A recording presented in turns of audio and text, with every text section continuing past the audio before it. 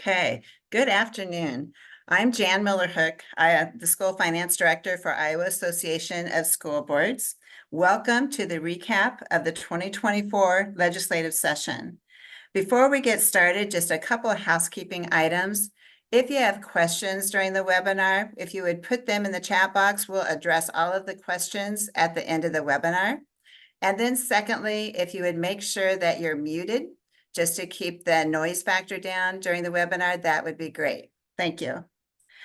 I'm excited to hear the perspective from our lobbyists, Emily Piper and Michelle Johnson, and to also introduce you to our new school finance expert, Mike Guanci. Lobbying is a strange business, but we have two of the best. Somehow they managed to engage on over 200 bills, navigate landmines, and come out reasonably unscathed. Our goals for today are, we're going to review bills that have passed, bills that died, AEA bill impacts, teacher salary increases, a look ahead, and then again, we'll answer your questions at the end of the webinar. Emily, can you give our viewers a big picture overview of this legislative session? Jan, I would love to. So let's start off with the State of the State address, where the governor unveiled her AEA proposal, which came as a surprise. Not that she was doing something on the AEAs, but I think the breadth of the proposal came as a surprise to not just legislators, but also those of us in the lobby. And it really sucked a lot of air out of the legislature for the first 2.5 months. It was dominating the conversation. It's all anyone talked about, even if they didn't have a dog in the fight. And it made it really difficult from our view to have really constructive conversations on things that would positively impact student achievement. I think one of the other things that's really notable, and I've been doing this a long time, the governor actually had 19 policy proposals. That's an astonishing number of bills that she put forth and worked to have passed. So, and they weren't small things. I mean, we looked at a whole redesign of the behavioral health system. We have changes to the tax code. We had the big boards and commissions bill, which was designed to reduce the size of government. Whether or not it actually accomplished that, I guess, remains to be seen. So there was a lot of effort focused on some really major policy issues. And again, it really made it difficult for us to get the focus that we needed from legislators on some of those key issues that you as our members asked us to promote. Thanks, Emily. I always appreciate your perspective. I'm just curious, how many legislative sessions have you survived? Well, surviving is a questionable word, but 21. So this was my 21st session, and a lot has changed since I first started. It's become more and more challenging to work through that. And part of that's the trifecta. Lobbyists always prefer a split government. It helps with the checks and balances. Thanks, Emily. We appreciate the work. You've worked many, many years for school districts. Michelle, this is your second year at the Capitol, and I'm sure you've learned a lot. Can you share with our viewers what didn't happen? There were some pretty awful bills that could have become law, but didn't, thankfully. Yeah, thanks, Jan. So yeah, I'll go over a few bills that died. Most of them that died were bad, so that was good for us. There was a lot of talk about mandating curriculum this year. So one of the ones that died was around human growth and development curriculum, specifically the Baby Olivia video is how you might have heard it talked about earlier. So that one did die. There was a much more prescriptive social studies bill that was around. We'll get to the one that passed later, but the really bad one did die. So I guess we can kind of appreciate that. So as a reminder, IASB, we always register opposed to any bill that puts curriculum directly into code. No matter what that curriculum is, it's just from a process standpoint, it makes more sense for local school districts to adopt a curriculum rather than laying those all out in code. So we were registered opposed to all of the mandated curriculum bills. Additionally, one of the governor's bills that she proposed was to have all school districts use the same student information system. So this would be your Power Schools Infinite Campus, something like that. Have every district be on the same system. So that did not go through. Thankfully, there was minimal funding attached to that, and it probably would have been an administrative nightmare, you could say. And then additionally in that bill, there was 2 enrollment count dates. So some people would maybe like that. It might help with more funding, but how much time it would take for a district to do another certified count, and then how long it would take so you guys could get your budgets done, it's just not exactly workable. So that did die as well. And then even good bills die. So we were sad that our preschool proposal to increase funding, full funding for low income students in preschool did not make it to the finish line this year. So that was the one we were pretty sad about. Thanks, Michelle. So much of this legislative session was dominated by the AEA discussion. Emily, can you walk us through what happened and why? Well, I don't know if I can give you a why. I think we're all still asking that question. But what happened is that eventually the two sides reached an agreement. I will tell you, in the last week of the when they reached agreement, I think we were registered opposed and undecided like 5 or 6 different times on the AEA bill as it morphed from the House and the Senate. So basically what happened is the Senate had a version that mirrored very closely the governor's version. The House had their own version, which we had a fair amount of input into, which frankly retained the way special ed currently is offered and had some protections that we had asked for. So what ultimately came out of it, I guess in my view, is the House agreed to something that's a lot closer to what the governor wanted than what they originally wanted. I'm not sure they fully understand the implications of what they voted on.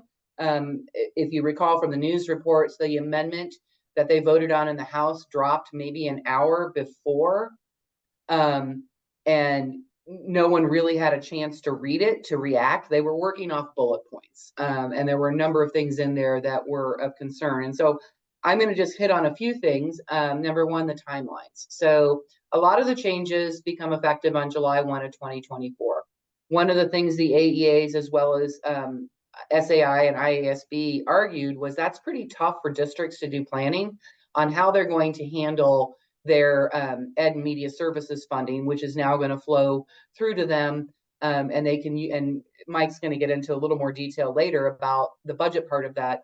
But that happens immediately. And so right now, districts and AEAs are trying to figure out what services they're going to be able to offer, what they're going to cost, and what districts are willing to purchase.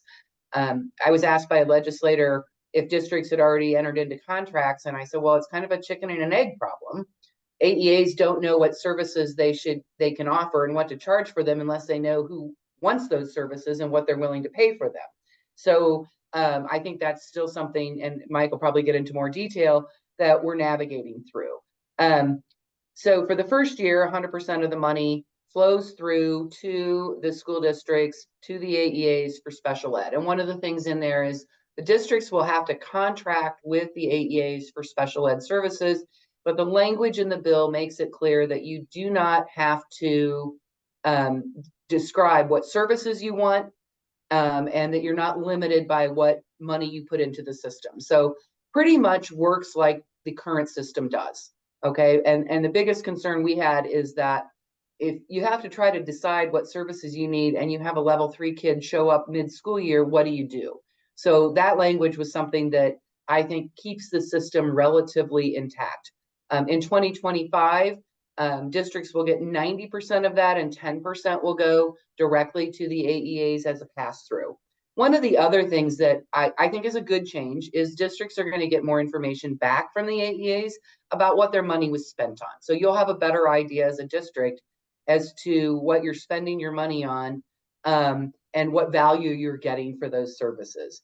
As I noted, there were funding changes. Obviously, ed and media services is a 60-40 split.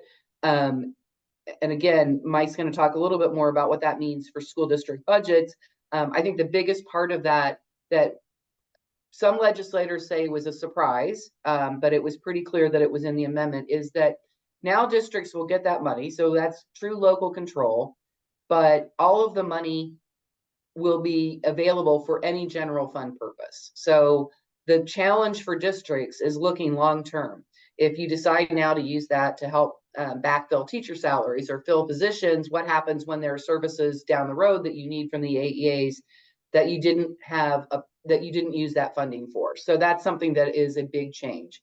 Another big change is the makeup of the AEA boards. One of the conversations that legislators had is they thought districts needed more input into what the AEAs were doing and the services they were providing. And so they've changed the makeup of the AEA boards, which will be effective starting July 1 of 2025. And that process is ongoing in terms of redesigning the districts.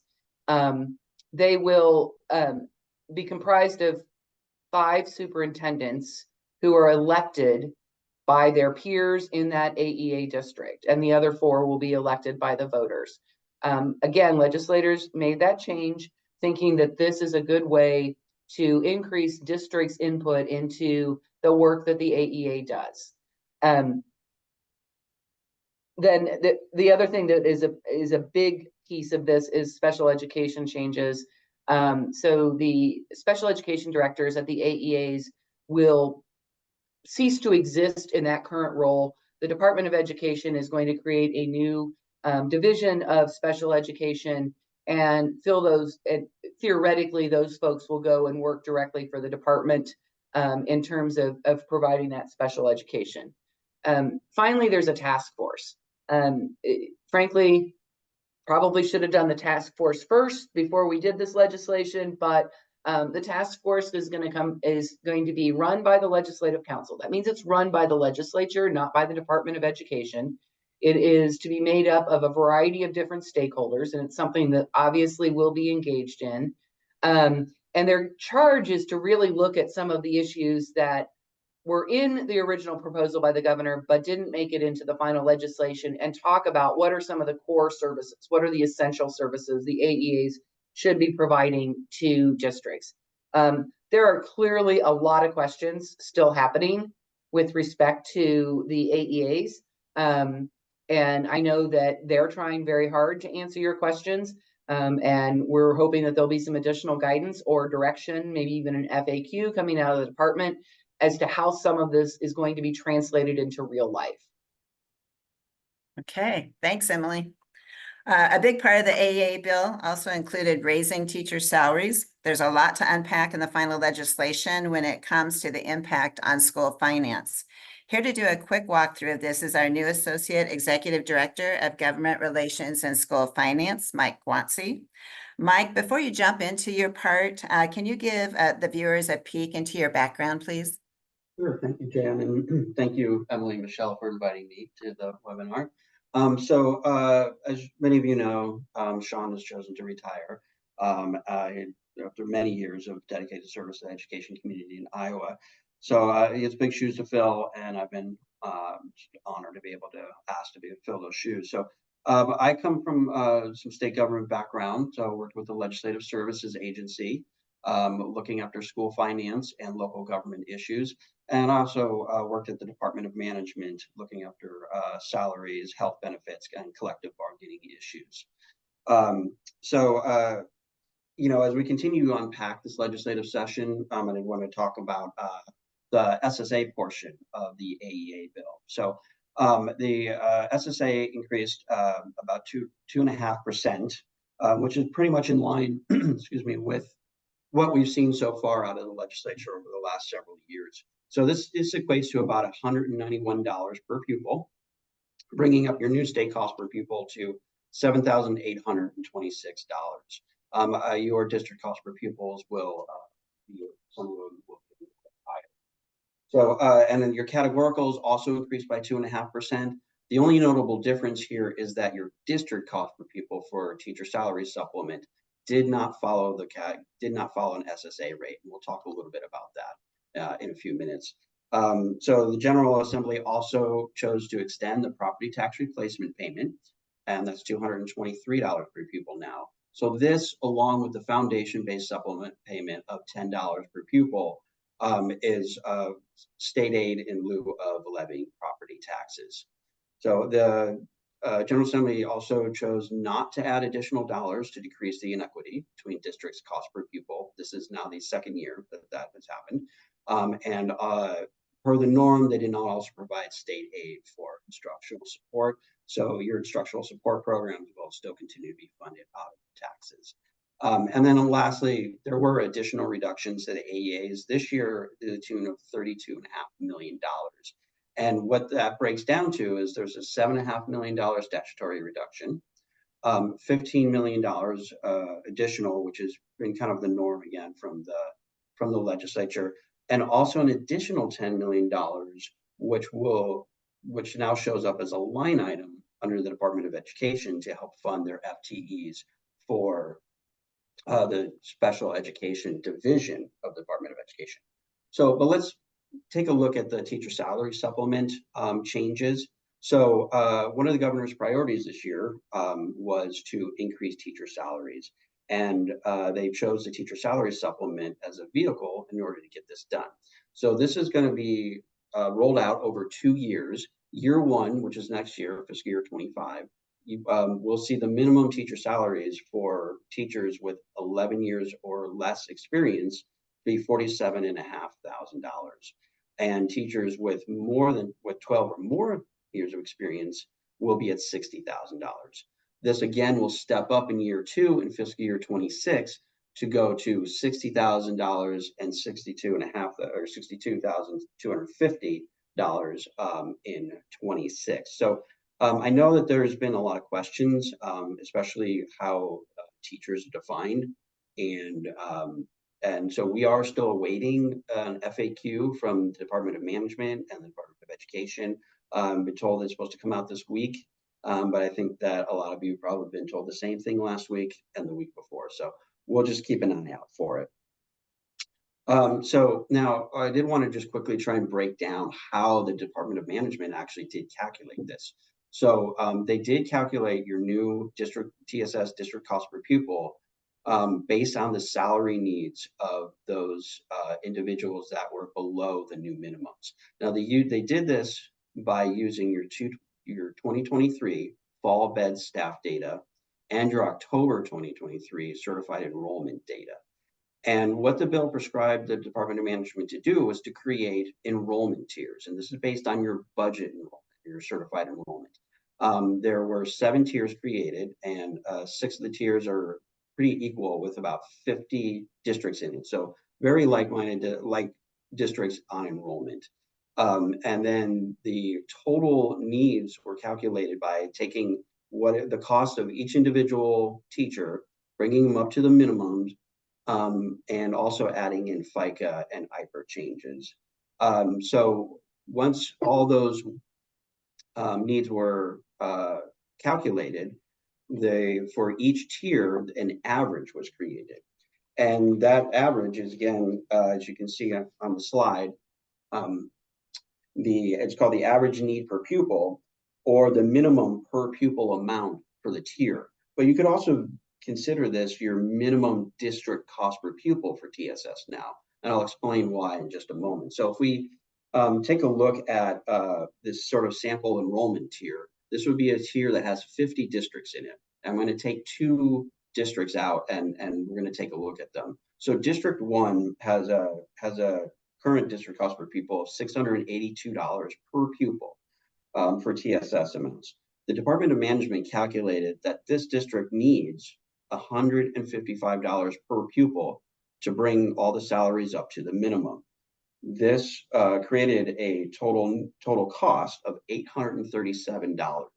However, this $837 is below the minimum established for the tier of $862. So the Department of Management did add in, and for this district, an extra $25 to bring them up to the minimum. So not only did they get the amount that they needed to bring up salaries, they also did receive a little bit extra TSS dollars. District number 2, this plays out differently. So for district number 2, their district cost per pupil was $713. Their additional need the Department of Management calculated was $189 per pupil. So that brought their total cost up to $902. This is $40 above the minimum. So what the Department of Management did was they added that $40 extra to the TSS district cost per pupil for this district. And so this plays out like for around over all the enrollment tiers. Overall, 136 districts received extra dollars beyond their need, and 189 districts received extra dollars above the minimum. Now, once this was established, there was no additional SSA percentage in fiscal year 25 added to your district cost per pupil. So looking forward in fiscal year 26, this is going to play out the exact same way. It's going to be based on your 2024 bed status submission and also your October 2024 certified enrollment. I have been told that we can expect an SSA amount percentage to be added to this. However, I will say that did not come from a governor or legislator. So we'll take that for what it is. So, and then in fiscal year 27, things will kind of go back to how you've seen this before. Your TSS will increase by the SSA rate set by the General Assembly. So, and obviously there's a lot of questions about how to pay for this because you have some compaction within your salary schedules. You might have some potential for leapfrogging, and I know many of you are struggling to reset salary schedules. Just bear in mind that you may have some additional leverage, some additional dollars to help cover those district extra salary needs. Consider transferring professional development, TLC, or tag carry forwards. This may be one time, or it could be that maybe you have $5,000 or $10,000 every single year that some of these categorical carry forwards are growing by, and you can take some of that to help ease the salary crunch. And then, as Emily did mention, there is some funding that used to flow to the AEAs that's now going to be flowing that's going to be flowing to the districts, and that's going to be starting in fiscal year 25. So the last thing I want to talk about as far as the salaries go is that there was also another provision in there for education support personnel salary. And this was a supplement, so one-time payment, according to the legislation, according to the dates in there. And this is designed for what they call education support personnel. However, it's very clearly defined in the legislation as a non-salaried regular and part-time school district employee. Now, what all that covers, we're still looking forward to the DE providing some guidance. Does it only cover teachers? Does it only cover in the classroom? Can you use your enterprise funds? Can it cover cafeteria workers, bus drivers, things like that? We still don't know the answer to that, and we look forward to hearing from the DE on that. The districts will need to provide some of the information required by the DE, which will include information on non-salaried personnel. And then these funds, $14 million statewide, will get distributed on a per capita basis. Back of the napkin calculations suggest it should be about roughly $29 per pupil. So the next thing I want to go through a little bit is really looking at those AEA provisions, because this is one of the biggest changes, and it puts a little more control into the districts on how to use these funds. So as Emily did mention, there's no changes to special education support funding, that those dollars that flowed to the AEAs out of your combined district costs. And just sort of a reminder, that is calculated by certified enrollment plus special education weightings multiplied by the AEA cost per pupil for education support.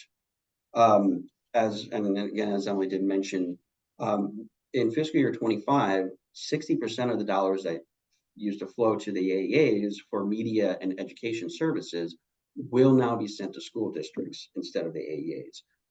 And so this can be used to continue to pay for the AEAs the same services that they might be providing, but it can also be used for any general fund purpose, and the legislature is very, very clear in the language of the bill under that. So looking forward to fiscal year 26, this is where we have the biggest changes. Now, your AEA special education support funding flows to the school district. There comes some caveats with that. Obviously, this still can only be used for special education. 90% of those dollars will need to be contracted with your AEA, but it doesn't have to be the AEA that you're geographically located in. It can be with a contiguous AEA, or if you're a district that has a superintendent and that superintendent belongs to two different districts that have non-contiguous AEAs, you can use either AEA as well. At this point in time, 100% of those media and education services will flow to the school districts and not the AEAs. And so you will be continually contracting and looking at the services that they provide. So again, I think that kind of gets through the AEAs. The last thing I did want to show you, and hopefully you'll be able to download this. This is just sort of walks through, it's kind of those AEA flow throughs. So this is what you would have seen in your combined district cost that flow to the AEAs. I'm not going to go through everything, but I did just want to point out a couple of things. As of next year, fiscal year 25, AEAs will not be receiving any professional development supplement. Those dollars are now a line item again at the Department of Education, but they will still receive the teacher salary supplement, and they will still receive supplementary weighting for sharing. And the last thing I did want to just mention and point out, keep on your radar, is that as you well know, the AEAs have received reductions through the years from the General Assembly, the statutory reduction and additional reductions. Those reductions basically come out of that special education support that the AEAs receive, the state aid dollars of that. And so what you're going to see is as those dollars flow to you, any further reductions is going to reduce the dollars that you would be receiving for AEA education support. Now, this is different, and please remember that this is different from your district cost for special education instruction dollars. Those are a separate pot. So, and that pretty much goes through the bills that I wanted to talk about. So thank you, Jan. Okay, Mike, thank you. We're excited to have you on board. Thanks for the overview. And if you have any more questions on this, feel free to reach out to either of us. Emily, there are a lot of other bills that passed. Can you and Michelle walk us through some of those key bills? Certainly, Jan, and Michelle and I are going to kind of jump back and forth on this based on the bills that we were kind of lead working on. There was a holdover from last year. If you remember, we came up with an alternative licensure proposal that essentially accelerated the existing 2-year program where a person coming back into changing careers mid-course decides they want to be a teacher. There's a 2-year program offered by the Regents and Morningside College, but it had some barriers. And one of those was the fact that for 1 year, you were not only paying for the cost of the program, but you weren't able to earn any income, and that was creating barriers. And so we came up with a model based on something New Mexico had done that had been very successful, which is to allow those individuals to be actually an teacher intern in the classroom under a mentor at the same time that they're completing the additional coursework that is required for full licensure. Last year, that was married with another bill that we opposed from the American Board of the Certification of Teacher Excellence, which we call the Watch a Video in 3 Months and Become a Teacher bill.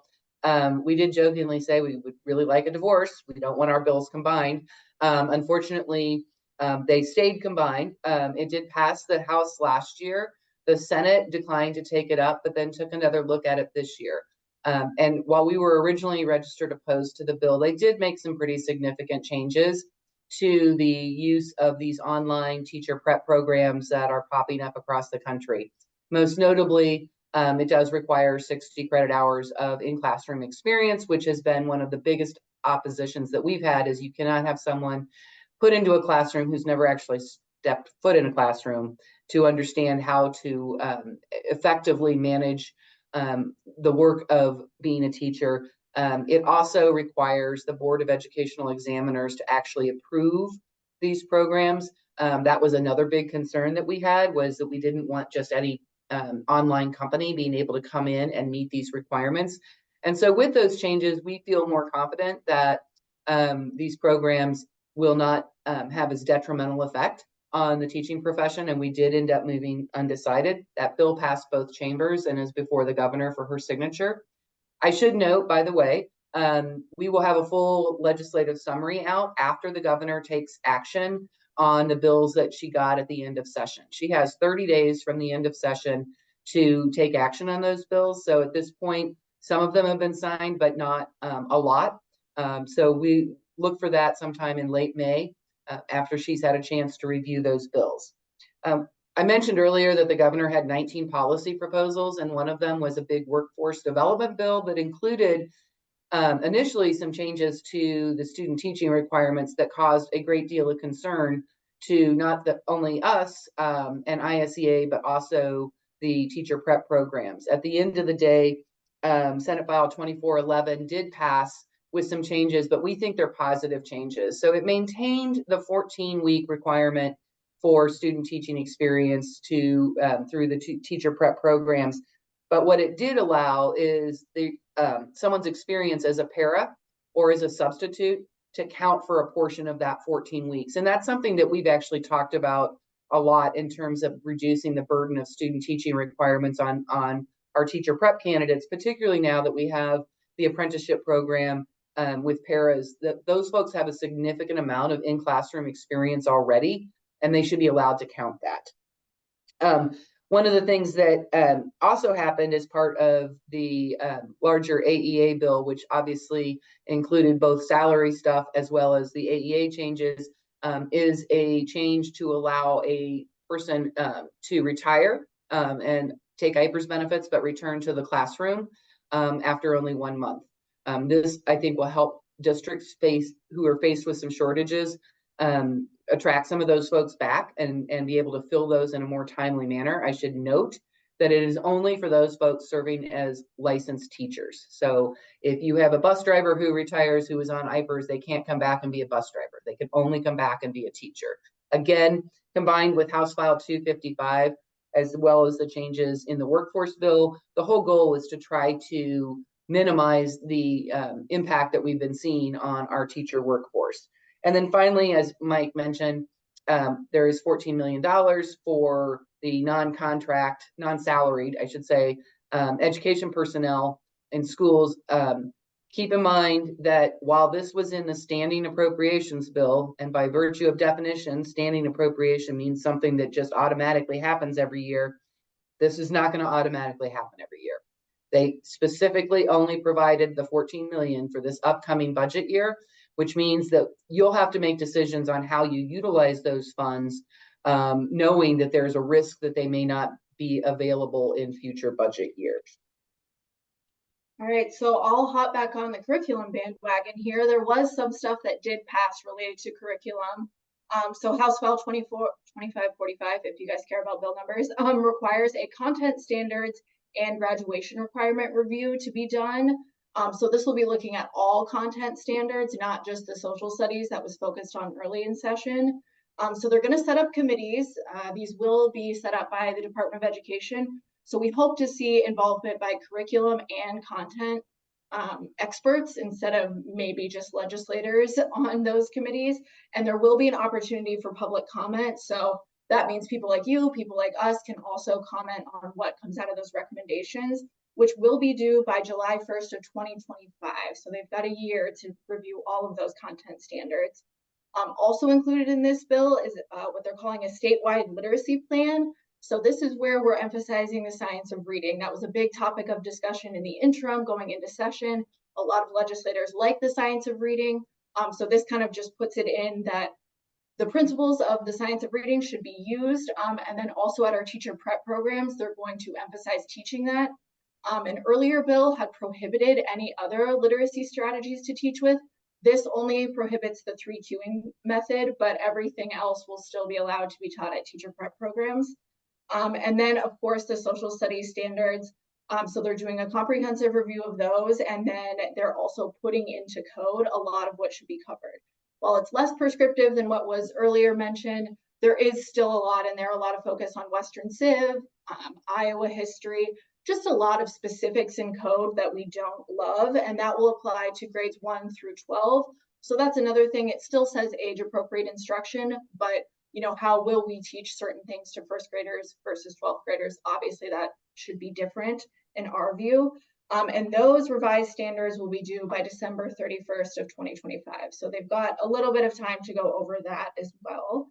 And then staying focused on early literacy was one of the governor's priorities again. So she had a bill to address proficiency, ensuring students are proficient in reading, hopefully by 3rd grade. But this plan outlines personalized reading plans for students in grades kindergarten through 6th grade who are not proficient in reading.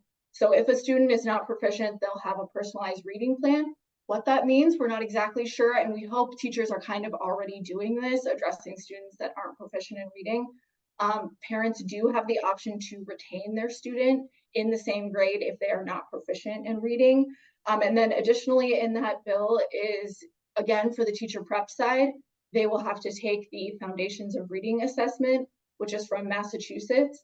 The results will be reported to the Department of Education, but they will not be required for graduation from teacher prep programs or for licensure. So it's kind of just a measuring stick at this point. And then the last thing related to curriculum is allowing ag classes to count towards science, which is a great flexibility for a lot of districts. They offer these ag classes, they should be able to count towards science. It does put a good limit on it, so only 2 units of agriculture classes will be allowed to count towards the 5 required units of science. So that's kind of a little overview of what's been added in the curriculum space for this year. So obviously with the horrific incident at Perry High School, school safety was a big topic of conversation. I will just point out that one of the things that our board development team worked very closely with the Perry board and then engaged Michelle and myself to work on some language to make sure that their waivers they requested on certain things were codified, as well as giving them the opportunity for a one-time use of their management fund to do teacher and staff retention payments. One of the biggest things they found in talking with districts across the country who had experienced similar events is that keeping staff long-term was a concern. So we were really happy to be a part of that. That's probably the best thing that came out of the school safety discussion. There were 2 different bills. So the first bill started out really great in some respects. It did require districts with 8,000 or more enrolled to have a school resource officer or private security company, which I think in our research, all but one of the districts that would meet that threshold already did that. The second part of the original bill, which we liked, was it created a grant program for schools that were below that threshold to do a 50-50 match and sharing on the cost of an SRO. That was great. And then it also includes language that, in their view, creates a pathway for districts to address the insurance issue for arming staff. Now, keep in mind, there's nothing in state or federal law right now that precludes a school board from determining that they want to arm staff in their buildings. The impediment has largely been, for those that might want to go down that path, insurance coverage. And so the bill does offer some qualified immunity. Whether that will be enough to generate interest by insurance companies to cover those boards if they voluntarily choose to do that remains to be seen. But it's important to note that nothing has really changed with respect to the boards. You still have the opportunity to make that decision as a board as to whether or not you want to arm staff, and then make the decision as to whether or not you want to pay whatever the insurance premiums might be for doing that. When this bill popped over to the Senate, true to Senate form, they hate to spend money, they took the grant program out and left the requirement in that those districts above 8,000 students have to have an SRO unless their board opts out. So a board can take action to say, no, we're not going to do this. Unfortunately, losing those funds was a blow to us because we thought that was a really good investment in school safety. The other bill, House File 2652, was an appropriations bill until it hit the Senate, and then everything was stripped out that was money, and just policy was left. It does a number of things. Number one, it creates a task force that will require to look at building codes for school buildings with respect to school safety. That's something new. There are no building codes with respect to school safety when it gets to things like active shooters, which is what their focus is. So they're going to be making those safety and security recommendations. Secondly, it started out in the House as a sole source contract for one entity to do pilot projects on firearm detection software programs. That was a concern not just to the vendors that didn't qualify for that sole source contract. It was a concern to us because we know districts are using a variety of different vendors. Ultimately, the Senate stripped that sole source and gives everybody an opportunity if they meet certain criteria, and just one of them is it can't be from China, because China is obviously something that we make sure we don't buy anything from, that any district can use. But again, it stripped the appropriation. So what they did in exchange is they said, hey, we're going to allow you to use your SAVE funds for an ongoing monitoring and subscription service that supports some of this firearm detection software programming. You can already use SAVE for school security purposes. There was a mixed bag in terms of interpretations as to whether or not you could use it for that ongoing monitoring cost. So they, rather than providing districts money, they said, hey, you can use this other pot for that exact same thing. In addition, there was money available originally in the House bill that the Senate stripped for the purchase of other security dollars, including paying for staff training if you decide to arm staff, purchase of weapons, purchase of bulletproof vests. Again, they've made those authorized purchases under SAVE if a board decides to go down that route. In addition, they said a board could allocate their PD dollars to armed staff who are required to be armed in a school to go through certain training. So it's a mixed bag on the school security. I'm not sure we did much to advance what we really need to do, which is invest in those resources. But I think at the end of the day, we also didn't come away with any horrible mandates that would have been costly for a lot of districts to implement. So next we're going to talk about education appropriations. You would think that would be money, but they sneak policy in there most of the time. So there's a few things in there that relate to policy. First is chronic absenteeism. This was a real priority on the House side. So we worked on it for a long time, and then, basically the Senate did not take it up. So it ended up here in a budget bill. So again, this is kind of a mixed bag. There are some good things. There's a definition of chronic absenteeism added, which is missing 10% of school days, excused and unexcused, which matches that with the federal definition of chronic absenteeism set out in our state's ESSA plan. And so that's kind of a good addition, as well as a definition of truancy, which will be 20%, missing 20% of school days, excused or unexcused. So that will probably provide, we're hoping, some consistency across counties. We know some of your county attorneys are very invested in, investigating or dealing with truancy, and some aren't. So this might even it out across the state. Additionally, there is required board policy now, basically to include these definitions and then what interventions are available when a student is absent, and then the penalties associated with that. And then when a student gets to 15% absenteeism rate, this is when a school engagement meeting will be required. So this will be the parent, the student, and someone from the school. And it's basically laying out a plan on how we can get the student at school, what are the barriers to attendance, that kind of thing. And then someone from the school will have to make contact with the people in the student engagement meeting, i.e. the parent and the student, once per week. So it is a burden on someone else in your district. Not sure who will take this on in every district, but it is something that will need to be done.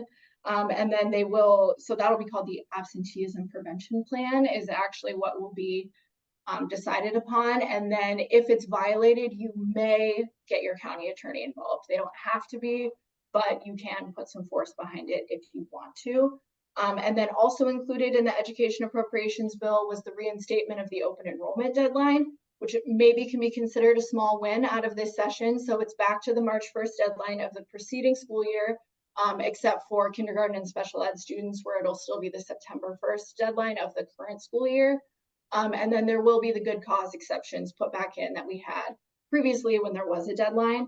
And then there is one other policy. It really applies to, I think, school districts, but if you're one of them, this will help you. So if you have more than 45% of your students open enrolled in, you can petition the SBRC to receive a modified supplemental amount to make up for some of the lost costs, basically the funds that don't follow the student to your district. You can go to the SBRC and get some of that back. So that was the policy included in EdApprops. That is not just money. I'm going to wrap up with very quickly with three last bills, and then we'll go to questions. There was a lot of discussion about how do we better define grooming behavior, and how do we make sure that the Board of Educational Examiners has some authority to investigate. So that bill was one that we actually worked very closely with leaders in the Senate to come up with a definition that didn't bring into the definition of grooming what we would consider normal school activities, but did give a little more latitude for school administrators to say, you know, I think this is something that the board needs to investigate. And then we also had a bill that was another governor's priority bill that started out as the charter school right of first refusal. Basically, what the governor's bill proposed was that if a district was going to sell real property, they had to give the right of first refusal to a charter school. It took the taxpayers out of the equation, it took the market out of the equation, and it basically said, if you don't try to sell to them first, you can't sell that building. That bill had a lot of trouble in that form getting through the House and frankly through the Senate, lingered until the very last moment. Michelle and I did an awful lot of legwork on this to get it to a place where I would say, this bill is an example of how you take a bad bill and make it less bad. So basically what happens now with property sales is a district cannot refuse to sell to a charter or a non-public school if they are the highest bidder, but it still preserves the free market approach in terms of building sales. The other part of that, which we did fight very hard against, is districts are now going to be required to put on their website the square footage and use of all of their buildings and whether or not they're fully utilized. Not really sure what that is supposed to look like. So we will hopefully get more direction coming down the road. This bill also originally proposed taking TSS, professional development, and the early intervention dollars and having them follow the student, both in those for those who enroll in charter schools, as well as those in traditional open enrollment into another public school district. We fought very, very hard against the TSS, particularly because we were making so many changes, it was becoming confusing. We were successful in getting that out, but as of this bill, your professional development and early intervention dollars will follow the student. Finally, there is language in this bill that says if a student at a charter school and the charter school doesn't offer these extracurricular athletic activities, they can participate in those at the public school district. I call that we got our cake and we get to eat it too. But that's just sort of the way this session went on some of the charter school things. And in this instance, though, the school can charge a fee. Finally, the income tax bill, I won't get into the details of the income tax bill, but there were a couple of things of note to school districts. Number one, the transparency deadlines were changed. Currently, it was March 10th and March 20th. March 10th to give the information to the Department of Management, and March 20th is when the county auditor had to have mailed the tax statement to show what the combined effective tax rate was for all of the taxing entities in your area. They have moved those back. They're now March 5th and March 15th, which doesn't really help us if we don't set SSA until end of March or whenever we do. There is an odd provision that says that if a county or a city violates by not filing on March 5th, they can't raise their tax rates above the prior year, but it specifically excludes school districts. So we think this is their way of trying to address their failure to adopt SSA on time. And then lastly, this was an oversight in the property tax bill last year. The instructional support levy certification date had remained at April 15th. This bill now changes it so it's consistent with all of the other certification dates to April 30th. Okay, thank you. Before we turn to questions, what do you see as the emerging issues for the next legislative session? Michelle, what would be your prediction on a top issue? So it's hard to predict, as we know, obviously, the governor this year kind of sprung the AEA thing on us, but from our best guess, we're hoping actually that preschool, I know we say this to you all the time, but there might be some positive movement on it next year. At the end of session, the Democrats proposed fully funding preschool, and our preschool champion, Representative Henry Stone in the House, he did vote for it. I mean, it was kind of a symbolic vote, but he still, expressed his support. And then Representative Carter Nordman, who does education appropriations, said we're going to take a look and have a conversation on this. And we had a lot of support. It's just getting it out of that education committee is the hurdle. So we really do think there'll be some movement on that. And then also there's always a lot of discussion on which funding will follow the student in open enrollment. So we're hoping to maybe address that in the interim and then hopefully have a legislative solution maybe next year. So those are our preliminary predictions. Okay, thanks for looking into your crystal ball. Now that you've heard from our experts, it's time to take your questions.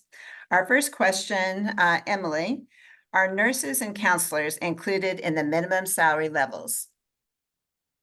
I'm going to let Michael do that, but I think we agree. Yeah, so in the calculations that the DOM did, they are not included. So we are still waiting on guidance from the Department of Education as to how teachers will be defined. Does that mean that the dollars will change, that your preliminary numbers will change?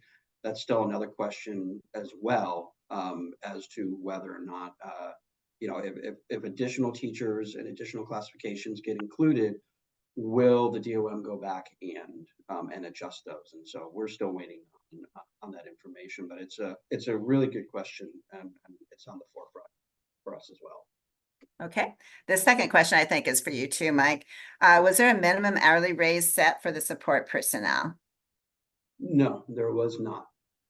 Okay. So within legislation, it just, again, has a very strict definition as a regular non-salaried regular and part-time employee. So no salary minimums. Okay. Hourly minimums.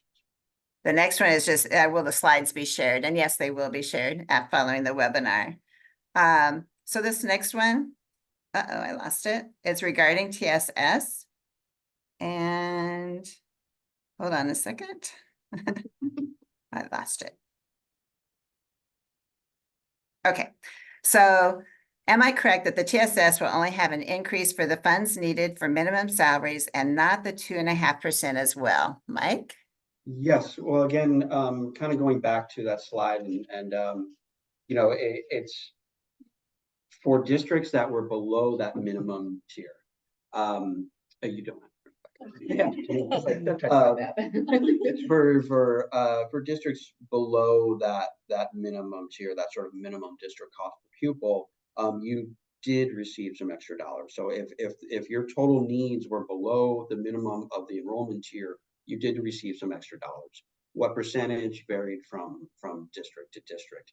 For the districts that were above those minimums in the tier, again, you only received the amount needed to bring those teachers up to the minimum salaries.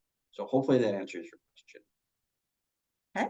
The next question, is there a deadline for open enrollment for the 24-25 school year? Michelle? So our understanding is no, it will not be until the 25-26 school year because we've already passed March 1st of the preceding school year of 24-25. However, the September 1st deadline for kindergartners and special education students will be in effect. That's our understanding of it as of now. Okay, this next question is looking for confirmation. Mike, the teacher salary to move to $60,000 applies to teachers who have completed their 12th year of teaching. So the teacher that would be beginning their 13th year to move to $60,000, is that correct? That is correct. So 12 years and above. And there was some clarification in the standings bill as well as to what that 12 years looks like. So it will be based on 12 years starting in the 2024-25 school year. So even though the calculations were using the 23 beds data submission, the Department of Management will go back and will update those numbers from the preliminary to make sure to include those teachers that will be at 12 or more years of experience in the coming school year. The next question, Mike, what predictions do you have regarding SSA increases for the next few years? Crystal ball time. Crystal ball time. With it's always going to depend on who controls the chambers as well. I think that's really one of the biggest things. I think for the most part, you're going to see what we've seen before. That it will be some modest increases.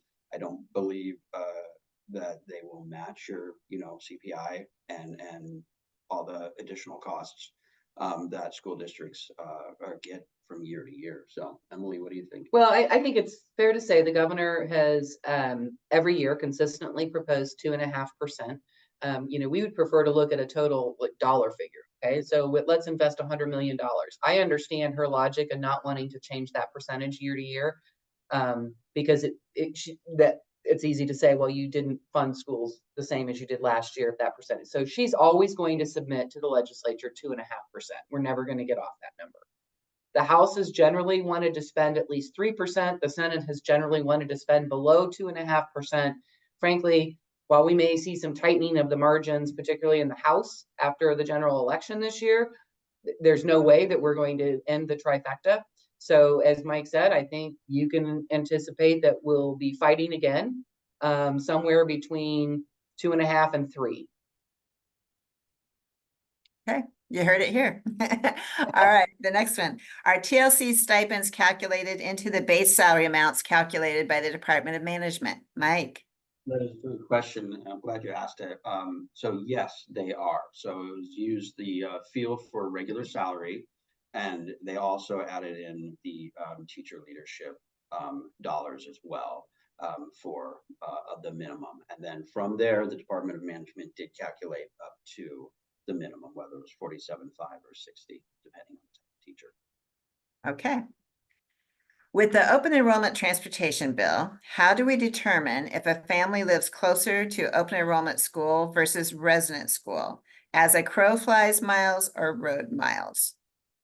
This is actually a great question, and I thought, and I had the same thought at a very, very early hour one night. So we don't have an answer to that yet. As per usual, the Department of Education does provide guidance, and so we look forward to seeing that. So I think to the extent that we're able to engage with the DE on this issue, we would recommend that it be actual roads and not as the crow flies, because those, obviously you can't run a bus across a farm field. So it needs to be focused on that. And I honestly think that that's what they'll come up with, but we will certainly bird dog that for you. Okay. I think that takes care of our questions. So if you have more questions, of course, reach out to any of us. We'll be happy to help. That's a wrap on the 2024 legislative session and our update to you. Watch our website for the full legislative summary. And as always, reach out to any of us with any questions that you have. Thanks for taking your time out of your day to be with this webinar. And we also wish that you have a wonderful day. Thanks for attending.